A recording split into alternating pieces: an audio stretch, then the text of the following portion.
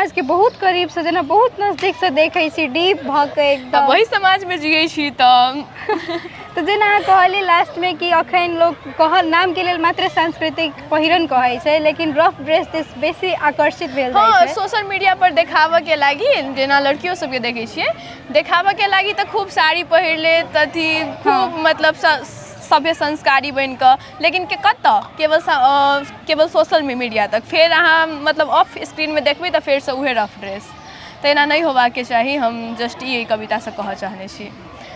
बहुत निक अहाँ के तो हमेशा ट्रेडिशनले में देखने छी या तो साड़ी में या तो सूट लगा के बहुत सुंदर लग रहल छी त अहाँ कहियो आई तक रफ ड्रेस मतलब वेस्टर्न टाइप ड्रेस किछ लगेने छियै?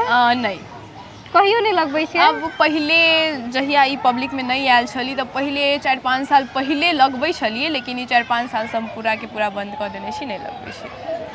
संस्कारी मिथिला के नारी सबसे संस्कारी ताकि एहि सब में कि मतलब अखन के समय में ई सब मिथिला के जेना अपना सब छियै त केकरो कमेंट त नहीं क सकै छी कहि त नहीं सकै छी कि अहाँ के इहे पहिरे पड़त पहिरन के अधिकार सबके छै। अपन सोच होय पड़ले कि हम कत्ता छी कोन वातावरण में जी रहल छी उ त अपना पर डिपेंड करे छी। अब ककरो आई काल के जमाना नहीं छी ककरो कह वाला।